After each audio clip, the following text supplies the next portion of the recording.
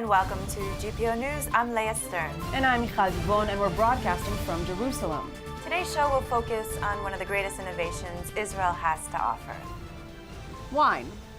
I guess the wine glasses gave it away, and we know it's not customary to drink on the job, but when it's Israeli wine, it's completely acceptable. And this 2013 Cabernet should definitely be savored on special occasions. Today is certainly a day to celebrate, as some of the latest figures regarding Israeli wines have come through.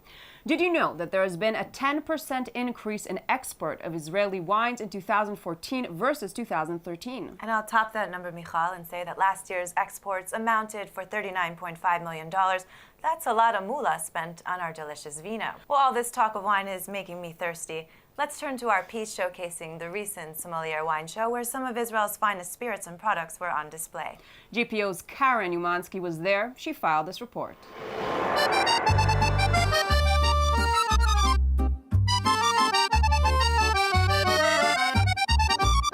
Sommelier 2015 is a wine exhibition held yearly in Israel, and it's just about to begin. And we are here to find out what's so special about the Israeli wine that even foreign correspondents are here today. It's a combination of something new. Not many people around the world know Israeli wines, but in combination with something very old. The climate is very unique because you can find a hot climate in Israel near the sea, and you can find a different climate near a mountain, so it's very cold, so you can find area for each variety. It's a young industry, a lot of curiosity, and a lot of enthusiasm. It's been very much a mixture of wines that are influenced by Bordeaux, wines that are influenced by the Rhone and southern France. I think there's a lot of potential. Israeli Carignan wines were fantastic. I think that's a very big platform in which to meet up with international growers. Although it's only 4 o'clock in the afternoon, I'm definitely ready for a glass of wine. Galil Mountain Winery make 1 million bottles every year, and 25% is export to all over the world. United States, Japan, Italy, Scandinavia. The main market is the American market, but we are working a little bit in Europe. We export 35% to the US. Even China, Brazil. Hopefully, one day Israeli wine will become as famous as French Bordeaux. Time will tell, but meanwhile, we can enjoy a delicious glass of Israeli wine. Cheers, l'chaim.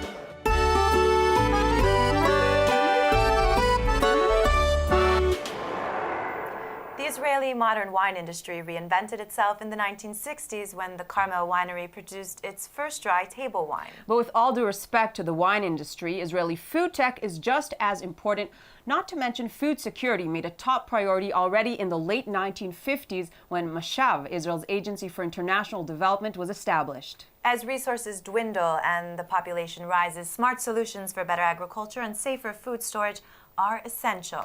From drip irrigation to natural pesticides, Israeli innovations are forming new methods to extend the shelf life of basic products to help fight global hunger. Here's a look at some of the amazing technology coming out of Israel, focusing around what Israelis love best, and that's food. Bon appetit, and more fittingly, b'te'avon.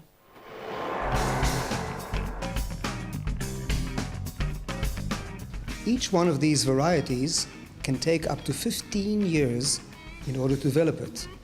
And only at the end do we have a variety which is stable, has beautiful colors, no seeds in it, and it's easy to peel.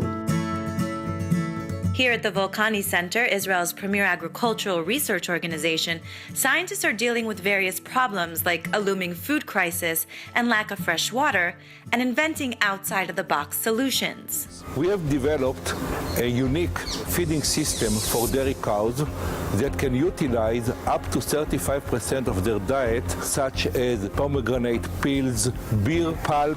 The Israeli cow is the best cow in the world in milk production. We're microchipping trees so the farmer knows when the water supply is low. By using this easy probe, we can save up to 30% in irrigation and fertilization. Actually, this is the only probe exists in the world that helps us to control irrigation in agronomic crops. We're coming to the end of our broadcast, but before we leave you, here's the timeline of Israel.